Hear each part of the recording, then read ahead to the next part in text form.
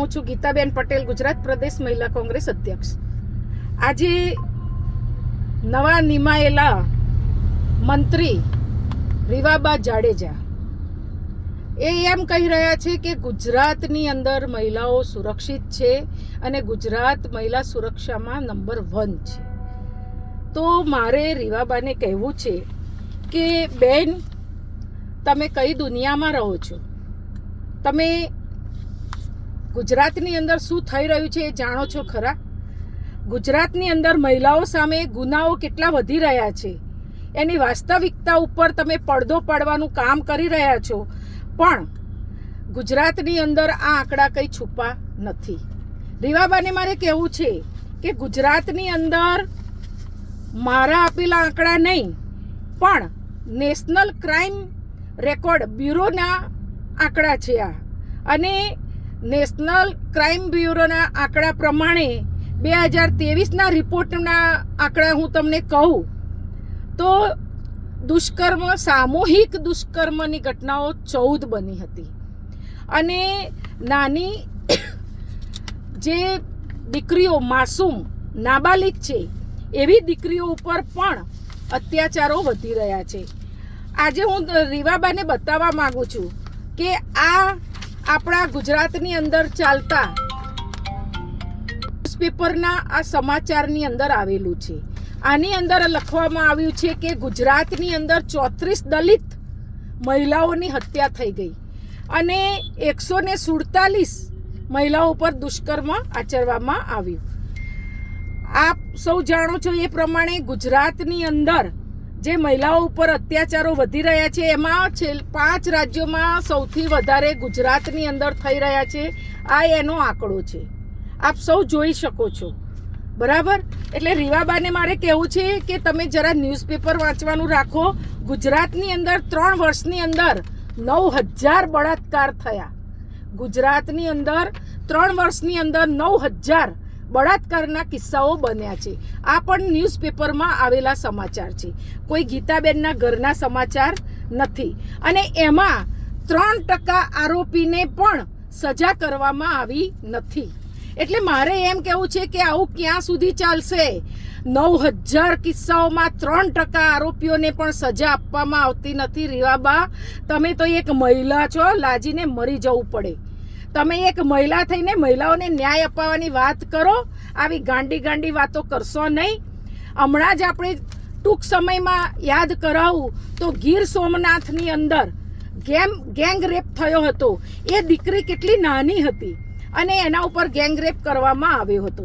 અને ઉના નજીક 3 પુરુષોએ એ મહિલા ઉપર સામૂહિક બળાત્કાર પણ કરવામાં આવ્યો હતો. ગુજરાતમાં છેલ્લા 1 જ વર્ષની અંદર બળાત્કારના કિસ્સાઓ કહું તો 634 બળાત્કારના કિસ્સાઓ નોંધવામાં આવ્યા છે. તો સામૂહિક બળાત્કાર તો 14 થયા છે, જેને આપણે ગેંગ રેપ કહી શકીએ. અને એકલ દોકલ મહિલાઓ ઉપર 5 વર્ષથી માસૂમ બાળિકાને લઈ અને 55 વર્ષની મહિલા સુધી આપણે જોઈએ તો ગુજરાતની અંદર 634 કેસો નોંધાયા છે. તો આ તો ખાલી ઓન પેપરના કિસ્સા છે રેવાબા. આ ઓન પેપરના કિસ્સા છે. કેટલાક લોકો તો સમાજના ડરથી સમાજની અંદર ઇજ્જત ના જાય અને લોકો આગળ શરમાવું ન પડે, દીકરીની ઇજ્જત ઓછી ન થાય, સમાજમાં દીકરીને કોઈ પછી લગ્ન ન કરે, આવા બધા ડરથી મોટા ભાગની મહિલાઓ આવા કેસ કરતા અટકાય છે. અને જે ઓન પેપર આવ્યા છે એના કરતાં તો 4 ગણા કિસ્સા જે એવા છે કે જે કેસ નોંધાતા જ નથી. એટલે મારે એમ કહેવું છે કે ગુજરાતની અંદર આપ રહો છો તો છેલ્લા 1 વર્ષની અંદર 634 બનાવો બન્યા છે અને તમે એમ કહો છો કે ગુજરાત સુરક્ષિત છે. તમે એમ કહો છો કે મહિલાઓ માટે સુરક્ષિત. ક્યાં છે સુરક્ષિત? નવરાત્રિના સમયે એક દીકરીને નવરાત્રિમાં ગરબા ગાવા ગઈ હતી અને એના બોયફ્રેન્ડ સાથે બેઠી હતી અને સુરતની અંદર એને ખેંચી જઈ અને બળાત્કાર કરવામાં આવ્યો હતો. હમણાં જ ભરૂચની અંદર નાની માસૂમ દીકરી ઉપર બળાત્કાર કરવામાં આવ્યો હતો. પછી હમણાં વિસનગર, મહેસાણા જિલ્લાના વિસનગર ગામમાં 6 નરાધમોએ 14 વર્ષની માસૂમ દીકરીને ફોસલાવી અને લઈ ગયા અને 3 દિવસ સુધી વારાફરતી એમના ઉપર બળાત્કાર કરવામાં આવ્યો. આવા દુષ્કૃત્યોના કિસ્સાઓ ખૂબ વધી રહ્યા છે. ત્યારે મારે રીવાબાને કહેવું છે કે રીવાબા, તમે એક મહિલા થઈ અને મહિલાઓ વિશેની જાણકારી રાખો. અત્યારે હાલ અમે દારૂબંધી અને ડ્રગ્સના જે કિસ્સાઓ વધી રહ્યા છે એના પાછળનું કારણ આ જ છે કે ક્યાંક ને ક્યાંક આવા લોકોથી મહિલાઓને બચાવવાની છે. મહિલા સુરક્ષિત નથી.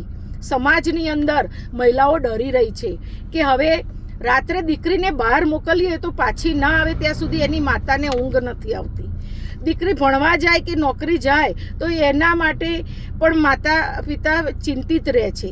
યૌન શોષણ અને કેટલાક લોભ લાલચ આપીને બનતા કિસ્સા, કેટલાક એને ફોસલાવી પટાવીને એને ઉલ્લુ બનાવી ખોટા સપના બતાવી અને જે કિસ્સાઓ બની રહ્યા છે એ કિસ્સાઓ ઉપર તો આપણે વાત જ નથી કરવી. કારણ કે આ જે વોટ્સએપ છે કે ઇન્સ્ટાગ્રામ છે એના ઉપર ધ્યાન આપીએ તો કેટલી માસૂમ દીકરીઓ આનો ભોગ બની રહી છે. કેટલાક લોકો આનો દુરુપયોગ કરી રહ્યા છે અને દીકરીઓને, માસૂમ દીકરીઓને ફોસલાવી રહ્યા છે. તો આ બધા કિસ્સાઓ ક્યાં જઈને અટકશે?